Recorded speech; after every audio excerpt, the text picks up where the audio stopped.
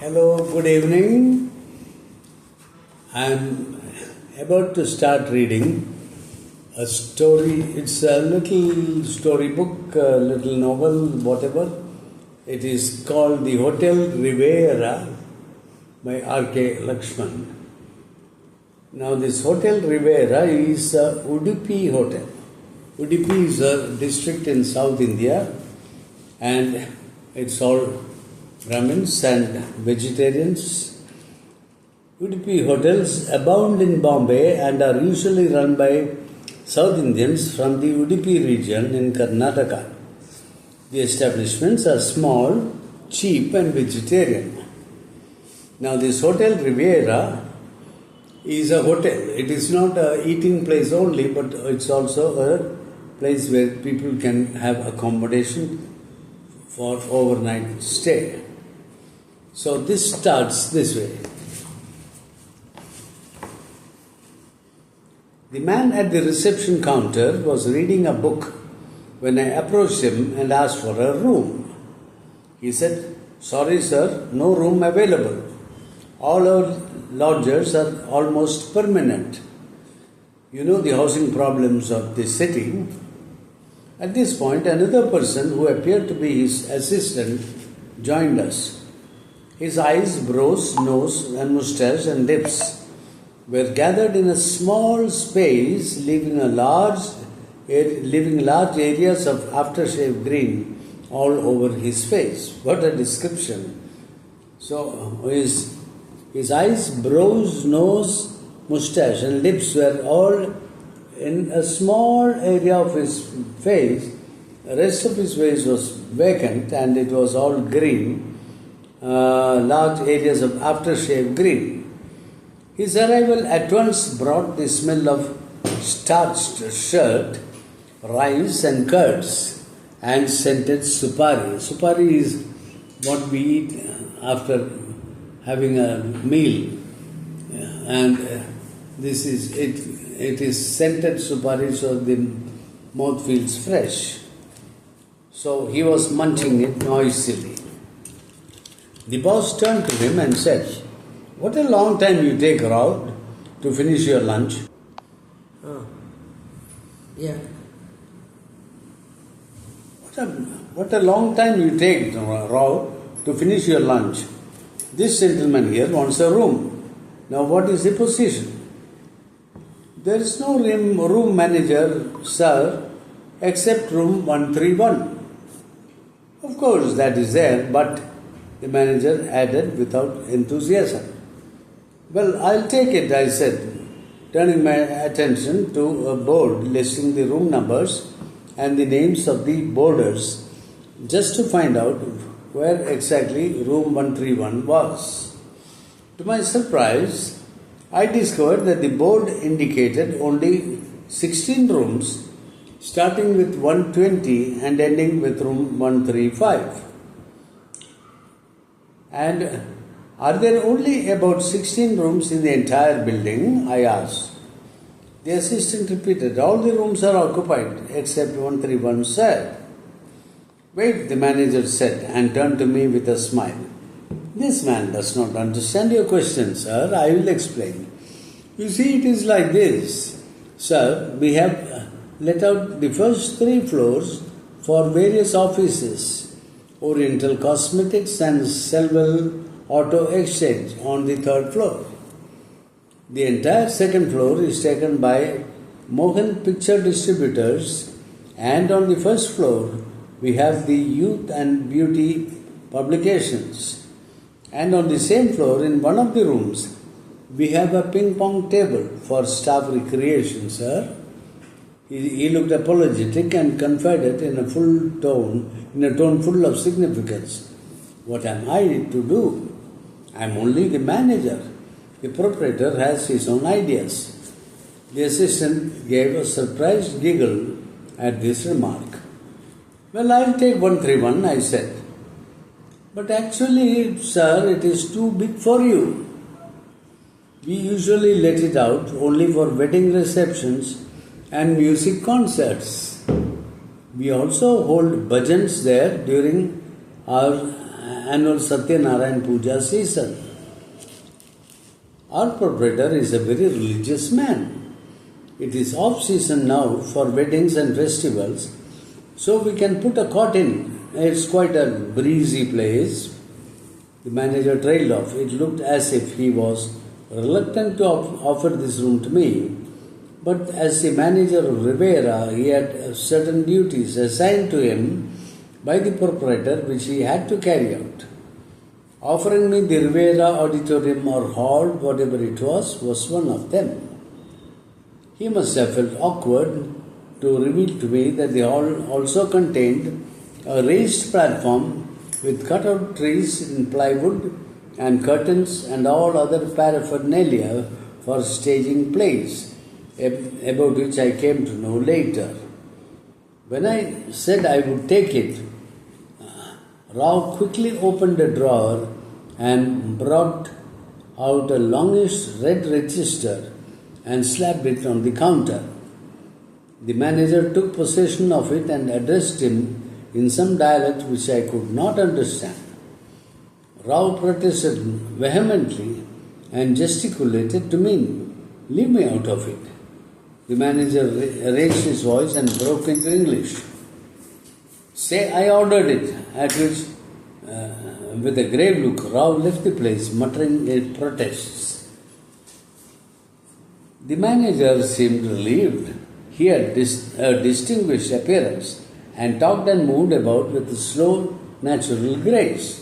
Curiously, he reminded me of an air pilot, but somewhere the smartness was missing.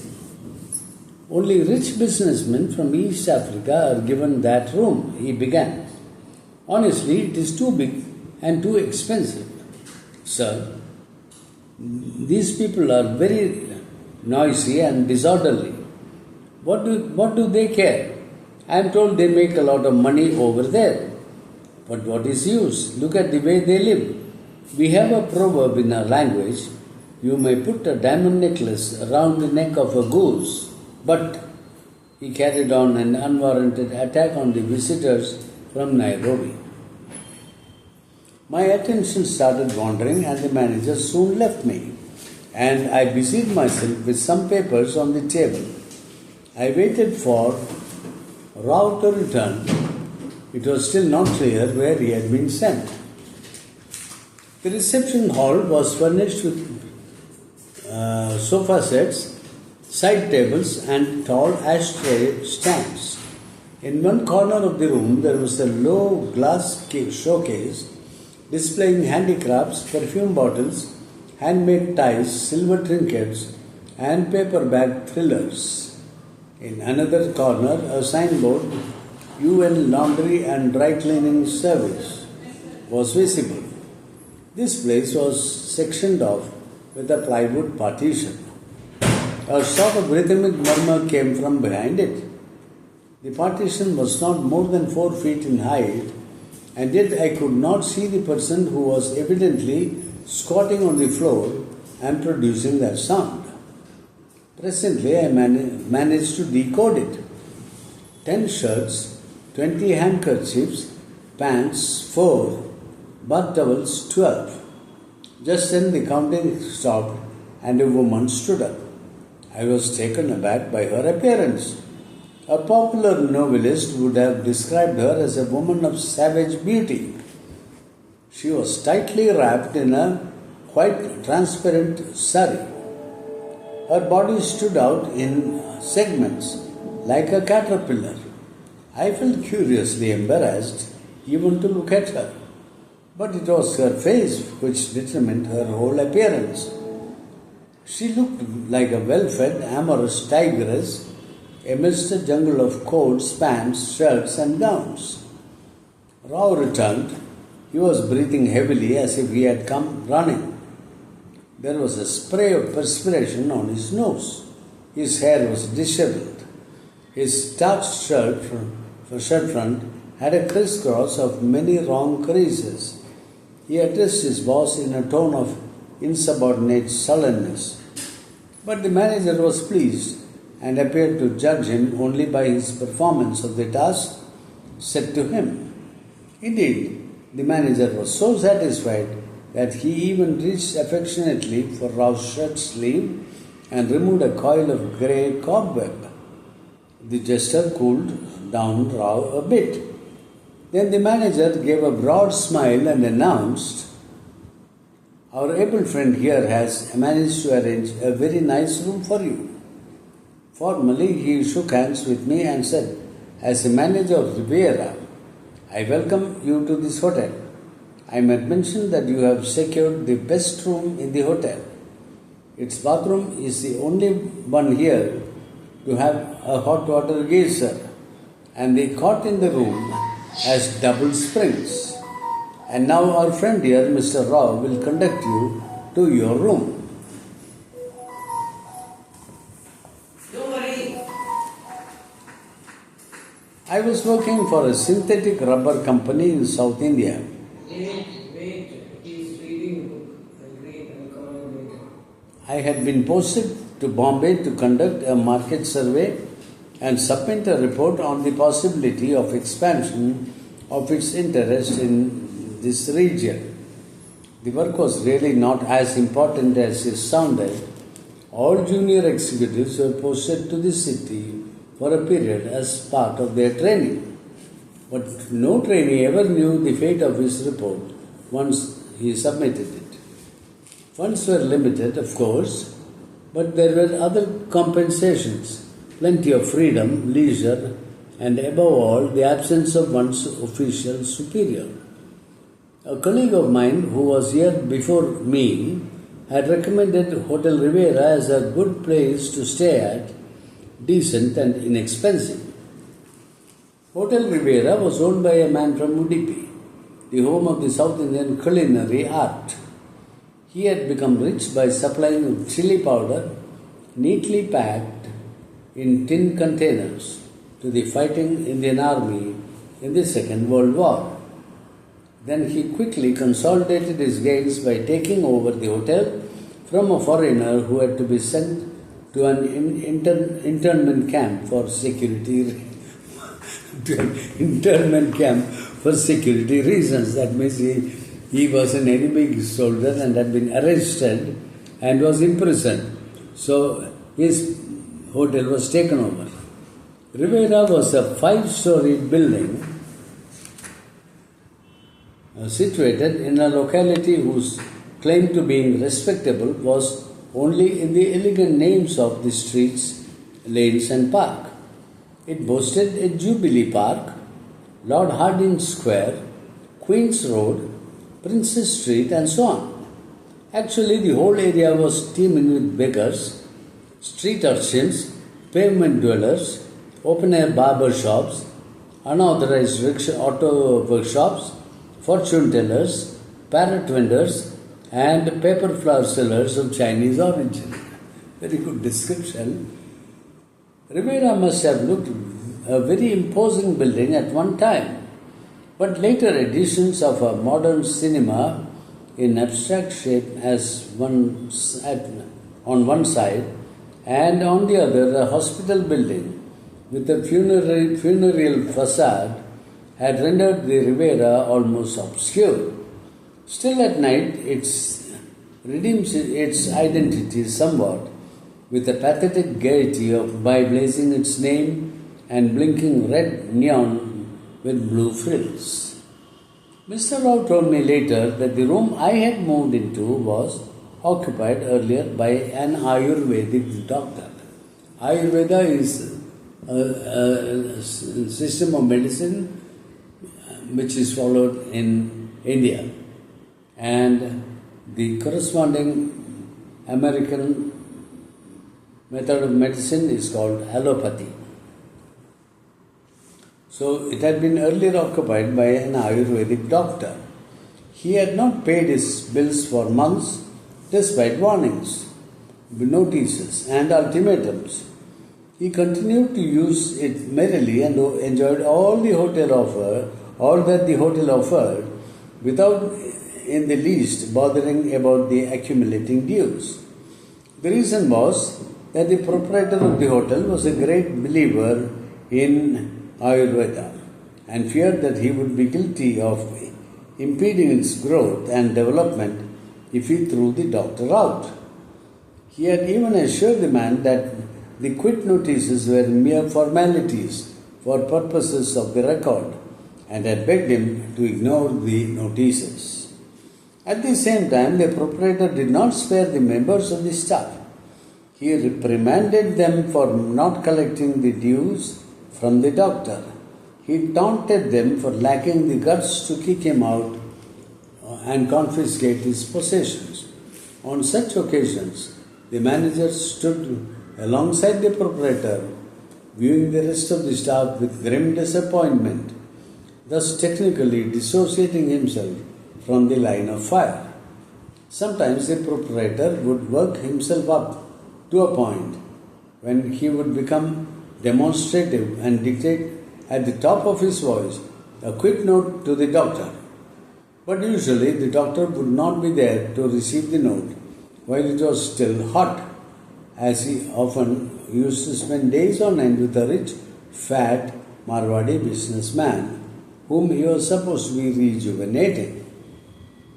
By the time he returned to the Riviera, the staff believed as if his lapses and the proprietor's fury were bygone matters. The doctor himself cheerfully ignored the note handed to him and stayed on. The healer was out renovating the spent-out Marwadi on the day I was given the room. The manager took the step of shifting his possessions to the ping-pong room as a sort of stopover before finally checking him out. Rao had to carry all the doctor's belongings to the ping-pong room on the first floor, as at that hour the attendants were in the dining room in the role of waiters serving lunch to the customers. He told me he had to make several trips between the first floor and the third floor, carrying the doctor's boxes, tin containers, books, bottles, bedding, and clothes. There was the hint of an injured sense of status when Rao came to this part of the story. Actually, I do not have to work here at all, sir. I am here just to help the proprietor. I am related to him, you see. I have my own plans, but he wants me to help him here. How could I say no? He remained silent, plunged in thought. Whatever it is, there should be a proper division of work, I sympathized. I am glad you understand, sir. Rao smiled sadly. After arranging my papers and books on the table and putting my clothes in the wardrobe, I had a bath, dressed and left the hotel to make my rounds. I went to various business firms and studied the factor of rubber components that went into their industry, collected data on price structure, examined the possibility of substitutes, surveyed the extent of competition, and plunged into various other details. There was a general shortage of rubber products in this country. The industry, starved of them, desperately searched for supply. This helped me. I had only to send in my card to an officer when I would be called and given all the information I needed and more. Thus, without exerting myself much, I collected enough material in a day to keep the head office satisfied for a week. I was tired after the long and tedious journey, and so that night I retired early. The pillow smelled strange and was too soft and seemed to generate heat.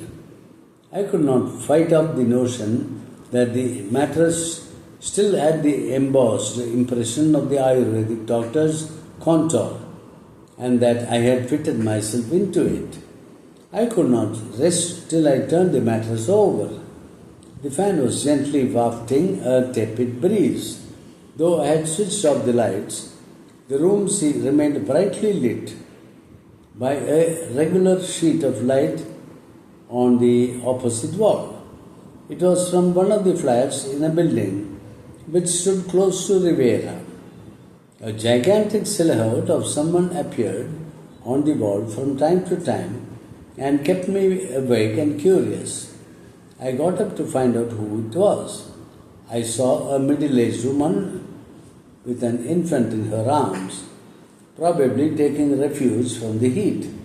She was standing on the balcony and cutting into the light which was streaming out of the hall. Inside, a man was reclining in an easy chair and reading a newspaper. I could see a picture of a god on the wall, and on top of a shelf, a hideously painted clay bust of Mahatma Gandhi. In the next flat, a student was concentrating on a book under a small table lamp which illuminated his face and made it ghostly. I could see a bit of someone's kitchen. I gazed at the windows in a half-sleepy state, fascinated by the air of mystery that the activities of humdrum existence assumed at night. I woke up in the middle of the night to the hooting of horns, the banging of car doors, and the general din of people talking. My watch showed 1:15. I rushed to the window and looked down. A huge mass of humanity was pouring out of the cinema theatre next door. Within a few minutes, the crowd dispersed and there was quiet again, and I returned to bed. Within a few weeks, I became accustomed to Hotel Riviera and all its peculiarities. The fellow in the next room who kept his radio loudly turned on all the time, even when he went out, locking the room. The cross-section of the life in the flats opposite that the window in my room offered for observation. The hot water geyser in the bathroom, which did not function most of the days, but when it did, it poured hot water so hot that it virtually disappeared as steam before it touched the tub. All these and other aspects of Riviera, to which in the beginning I reacted with the usual sharpness of a newspaper of a newcomer, were gradually becoming less and less matters of curiosity or irritation. Indeed, I became insensitive enough to sleep soundly even through the racket created by the patrons of the cinema next door at 1 o'clock in the morning. I heard an uproar one day outside my room. There were many voices arguing, shouting, and creating a deafening babble. I was studying some statistics on rubber but could not concentrate on my work anymore. I opened the door and peeped out. Mr. Reuben, who occupied a room on the same floor, was shaking his fist and shouting himself hoarse at 3 room attendants. They were standing around him in a semicircle. His back was turned to me, but I could see a bunch of wristwatches in his hand. Curiously, none of the boys registered any reaction to the vile abuse he was hurling at them concerning their mother's fidelity, their father's canine ancestry, and their sister's bitchy exploits. One of the boys was coolly polishing a teacup. Another was preoccupied with a memo book, and a third fellow was drawing invisible doodles on the floor with his toe. At that moment, I saw the manager coming down the corridor, looking disapprovingly at the group. Mr. Reuben said, "Good morning, Mr. Manager, sir. These blighters here." The manager acknowledged the greetings with a strong emphasis on calm and quiet. I returned to my work, leaving the door ajar as an invitation to the manager to come in. He came in looking preoccupied and did not appear to be his usual talkative self. He went to the window and stood looking out vaguely and then said, "You must have curtains for this window. Why didn't you ask for them?" I had asked Ralph for curtains several times, but I did not wish to complain. I mumbled an excuse. The manager sat in a chair. I wanted to ask about Reuben and the scene in the corridor. The manager's gloom inhibited me from asking any questions. The silence between us was becoming increasingly awkward. Have you seen any good movies recently? I asked. This subject usually loosened his tongue, but he replied with a crisp no. I sat gazing at the carpet, hoping that the manager would soon begin to talk or leave. After a while, he slowly reached for a packet of cigarettes in his pocket. May I? He asked, and lighted one with the clumsiness of a beginner. Don't laugh, I am not a smoker. I rarely smoke, only when I am upset. I did not realize that Reuben had upset him so much. Yes.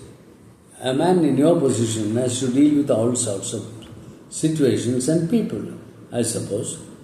I said, hoping he would start telling me about Reuben.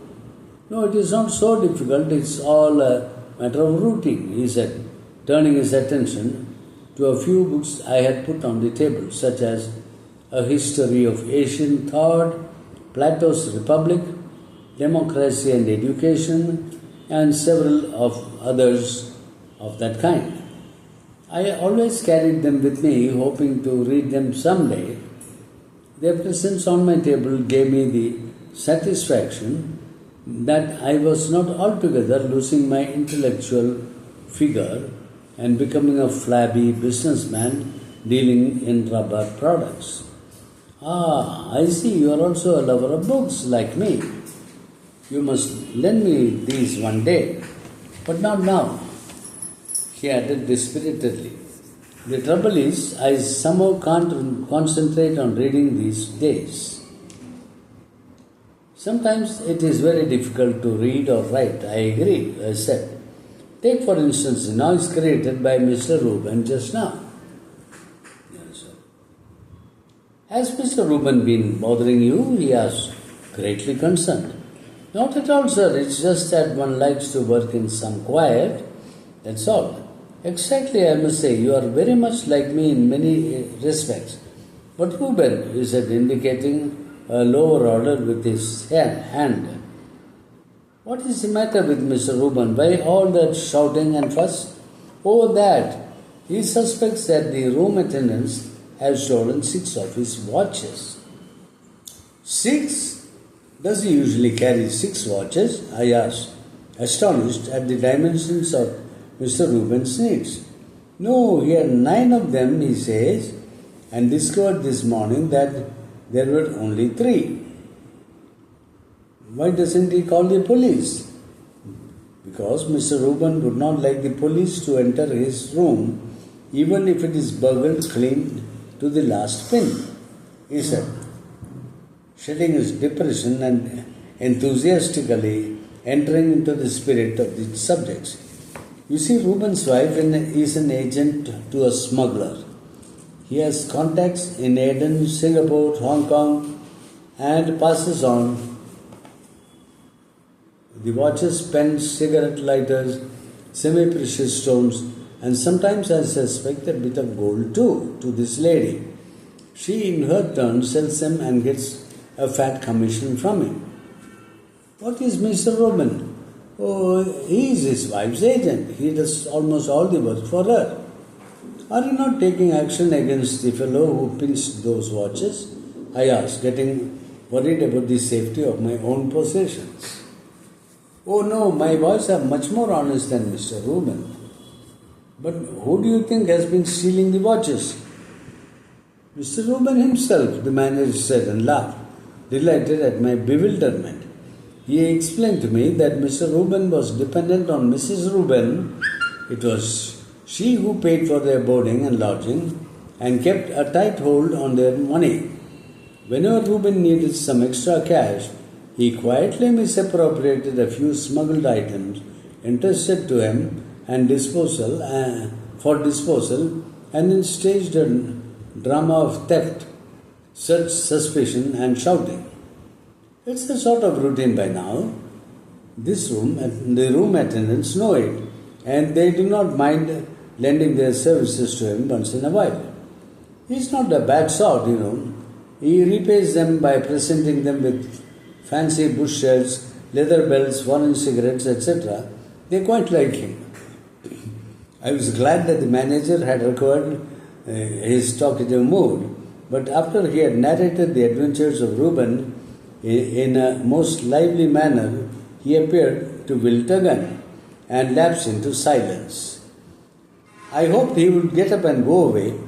I had work to do, but he took another cigarette, lit it up, and slid deep into the sofa.